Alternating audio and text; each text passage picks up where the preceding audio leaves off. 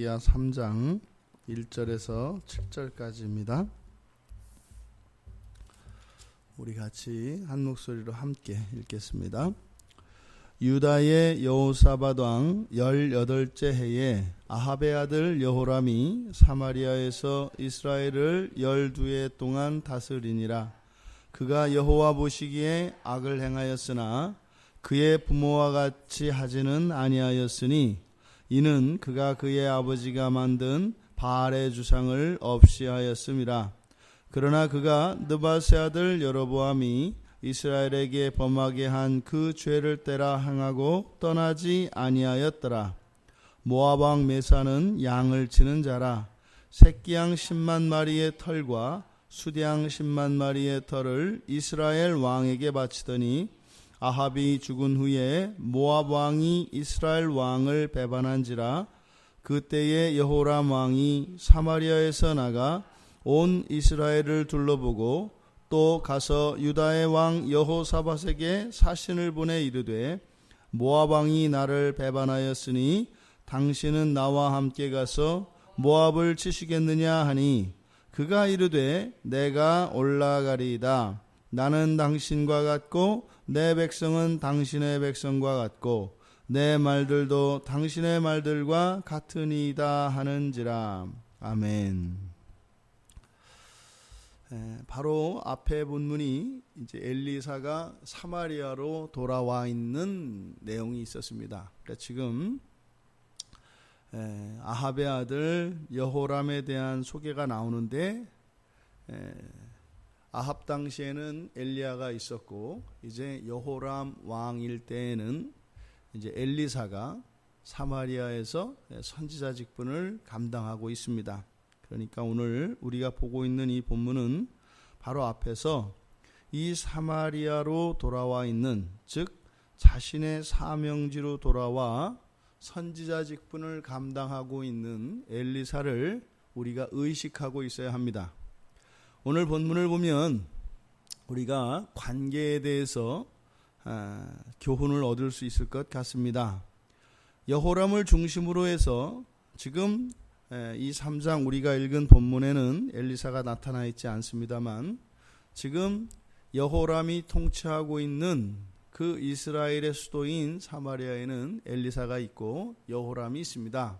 그리고 오늘 본문에서 나오는 것과 같이 모압 왕 메사가 있고 또 남유다의 왕 여호사밧이 이제 나옵니다. 그러니까 이 사건의 이야기에 4명의 사람이 나오는데 선지자 엘리사가 있고 그리고 북이스라엘의 왕인 여호람 그리고 모압 왕 메사 그리고 남유다의 여호사밧 넷이 있습니다.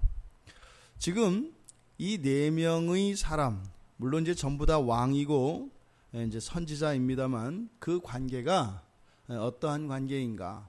선지자와 왕이라고 하는 것은 사실 오늘날 우리가 교회로 생각하는 것과 같은 유기적 관계입니다. 제사장과 선지자와 왕이라고 하는 이 삼중직은 셋으로 나뉘어 있는 직분입니다만 하나님과 하나님 백성들 사이를 매개하는 중요한 역할입니다. 그런데 이 셋이 하나지요. 그래서 이 세 역할이 하나로 모아지는 것이 바로 메시아 그리스도이고 그리스도가 아닌 다른 경우에는 각각 세 사람에게 이 직분이 나뉘어져 있습니다. 그러니까 선지자 엘리사와 여호람 사이는 이것은 몸과 같은 유기적 관계라고 할 수 있습니다. 그런데 모압 왕 메사와 남유다의 여호사밧 그리고 여호람의 이 관계는 이해관계에 얽혀 있는 것입니다. 그러니까 똑같이 관계를 맺고 살아갑니다만 그 관계의 성격 자체가 완전히 다르다. 지금 1절과 2절에서 보면 여호람이 어땠다? 아버지 아합보다는 좀 낫다라는 얘기입니다. 좀 낫다. 이것이 저는 바로 앞에 나와 있는 엘리사가 지금 함께 있기 때문이라고 저는 해석을 하는 겁니다. 지금 여호람이 특별히 훌륭한 사람이다 라고 하는 것은 보여지지 않습니다. 단지 뭐예요? 악을 덜 행했다라고 하는 내용만 나와요.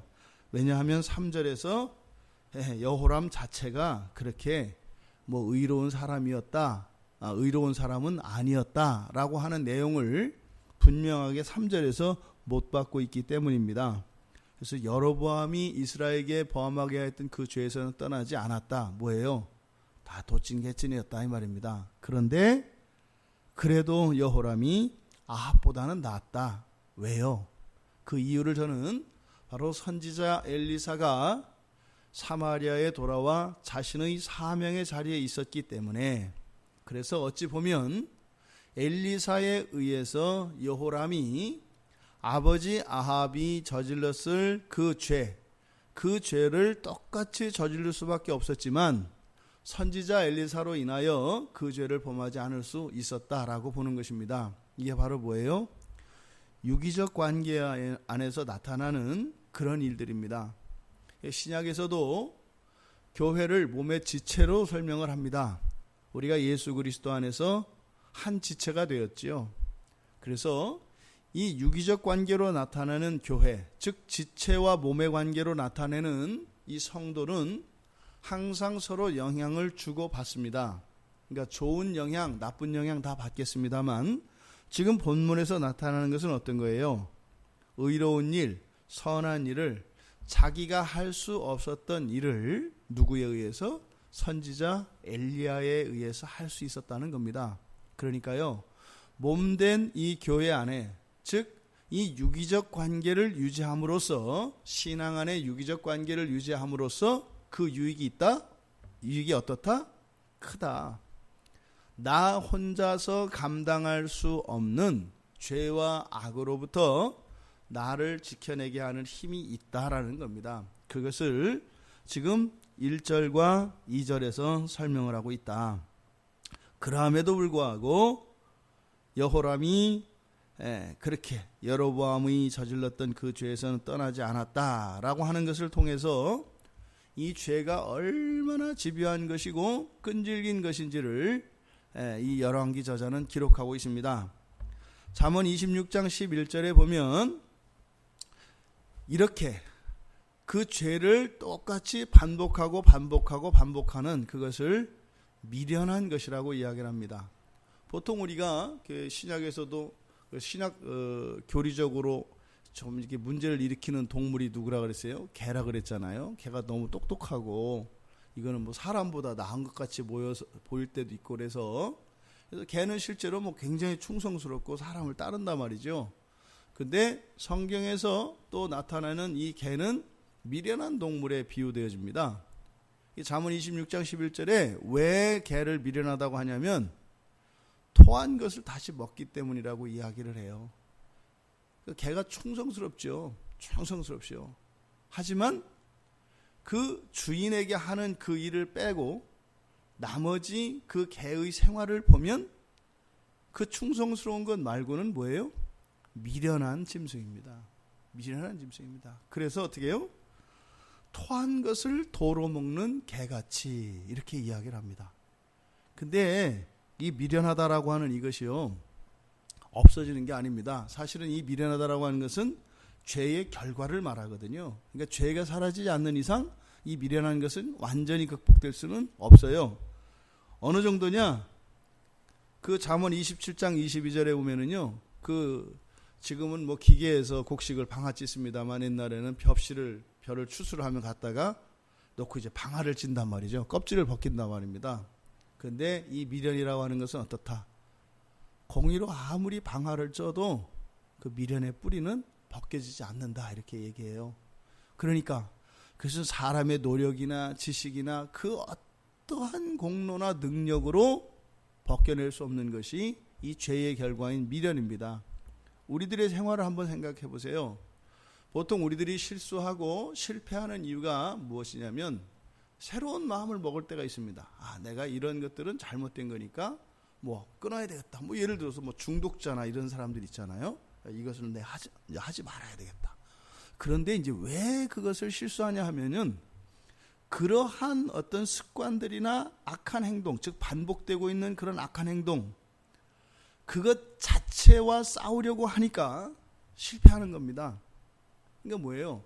나무를 죽이려고 하는데 그 나무에 맺혀지는 열매를 따서 죽이려고 하는 거예요. 지금 사과나무를 죽이려고 하는데 사과가 열려 있는 거예요. 그러니까 사과를 다 따버리면 죽을 것 같은 거예요. 잎사귀를 다 따버리고 사과를 다 따버려요. 그리고 나서 어떻게 해요? 저거 이제 죽을 거야. 왜요? 잎사귀도 없고 열매도 없고 가지만 앙상하게 남았으니까요. 근데 그 다음에 가면 또 열리는 겁니다.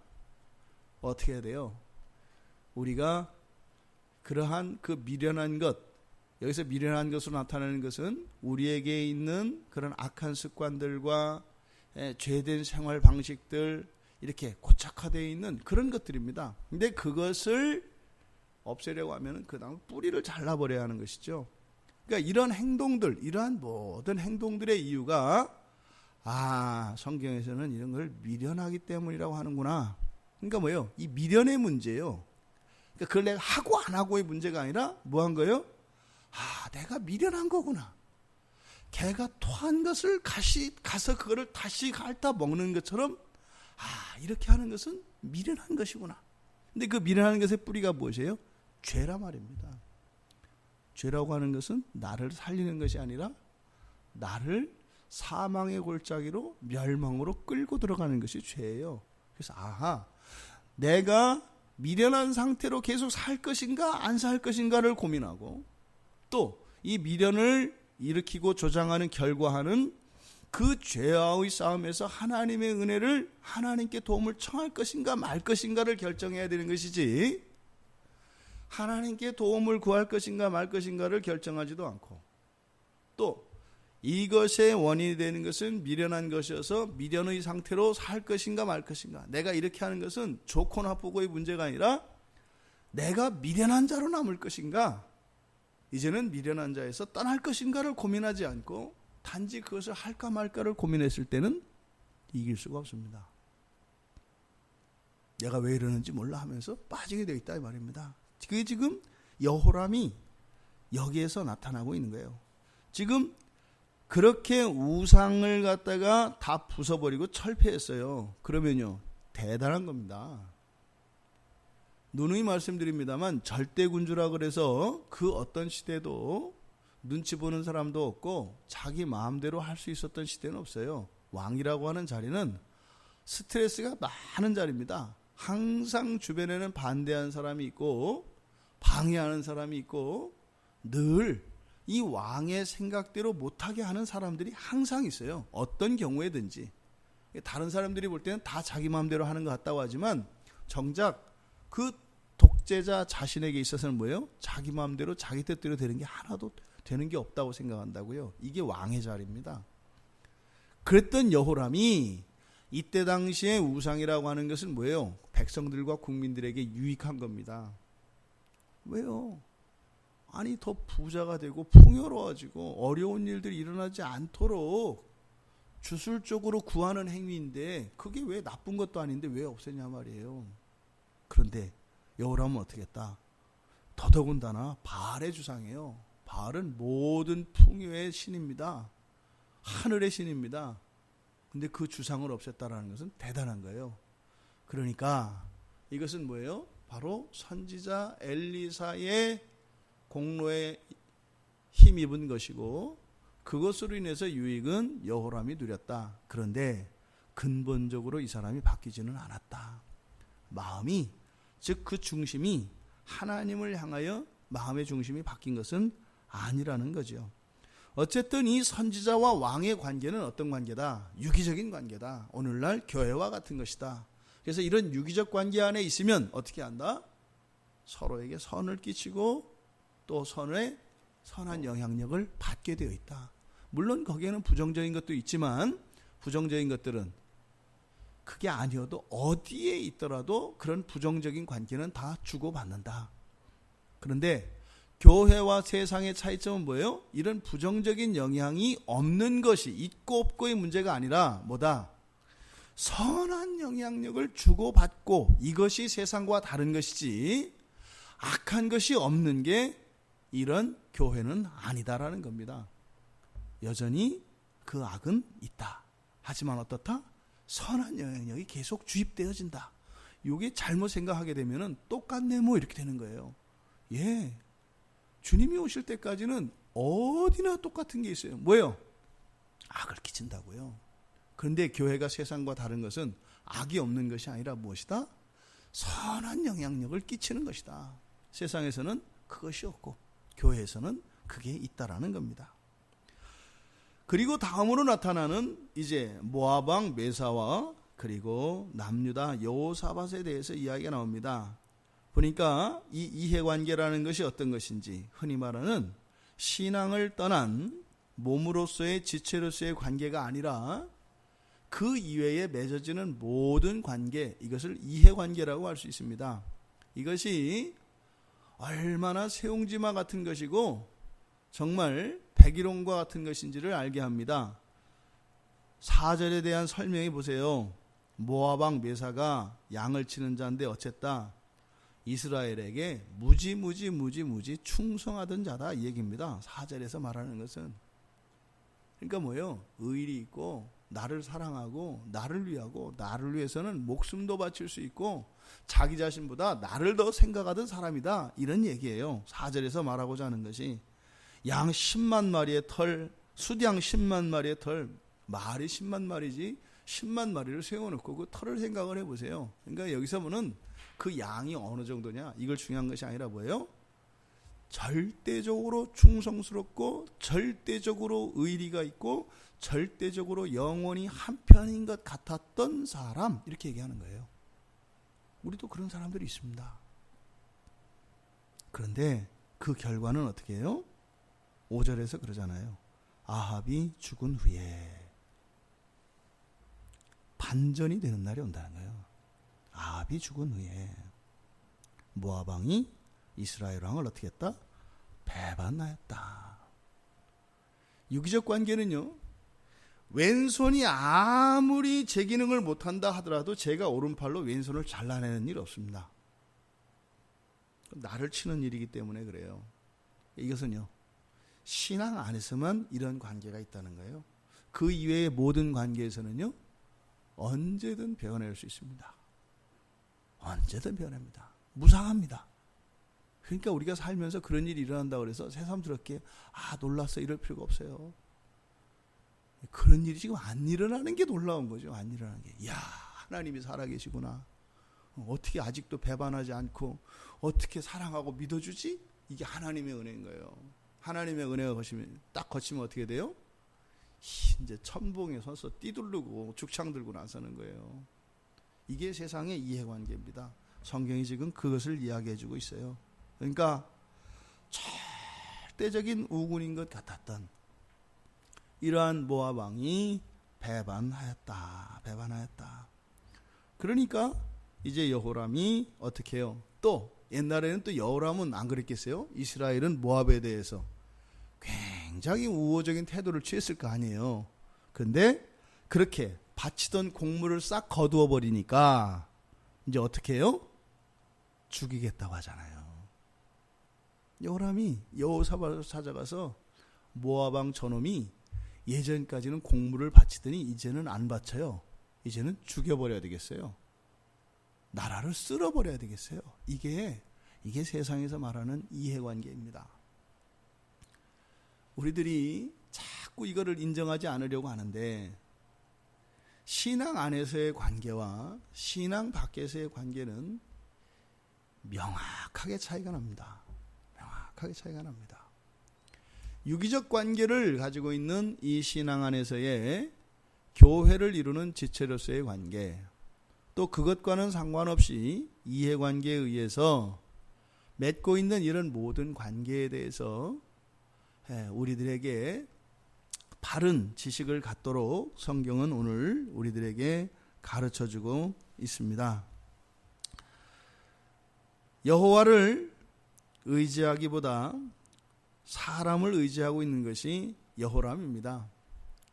지금 아버지 아합이 하지 못했던 바알의 주상을 철폐할 수 있었던 이것은 하나님 앞에서 참으로 의로운 일이고 기특한 일이고 선한 일입니다. 그러니까 그러한 일들을 할 수 있도록 하는 선지자 엘리사를 통하여 하나님께 더욱 가까이 나가는 것이 아니라 여호람은 그런 신앙의 관계, 유기적 관계보다 세상적이고 이해관계를 더 중요시하고 있음을 오늘 성경은 보여주고 있습니다. 그래서 지금 모압 왕 메사의 이런 배반에 대해서 이 문제를 해결하는 방식이 아버지 아합과 하나도 다르지 않은 것을 보여줍니다. 이렇게 대물림되어지는 이런 이해관계의 이 굴레와 구속을 벗어날 수 있는 우리들이 되기를 바랍니다. 그래서 우리 교회에서 끊임없이 제가 계속 이렇게 말씀을 드리는 것이 뭐냐면 우리 부모들의 세대가 살았던 그 신앙의 한계, 그 팔자의 한계를 우리의 자녀들은 뛰어넘기를 바라는 겁니다. 우리가 살았던 그런 인생과는 다른 인생을 우리 자녀들에게 살 수 있도록 우리 부모들이 그러한 토대를 갖춰줘야 되겠다라는 겁니다. 자녀들은 모릅니다. 미련합니다. 개가 토한 것을 다시 먹는 것과 같이 그렇게 살 수밖에 없습니다. 그렇다고 해서 또 우리 현규가 왔는데 그런 거를 정당화하면 안 되는 거죠. 봐봐, 목사님이 원래 그런 거라잖아. 이런 식으로 적용해서는 안 되는 거죠.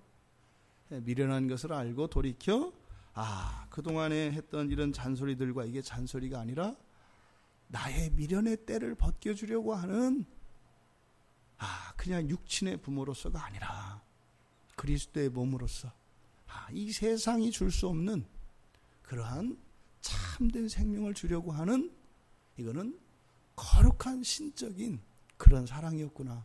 이것을 깨달아야 되는 것이죠. 오늘 본문을 통해서 이 여호람은 이 신앙과 이런 유기적 관계보다 여전히 이해관계에서 벗어나지 못하고 있는 한계를 보여주고 있습니다. 우리 자신을 살펴볼 수 있기를 바랍니다.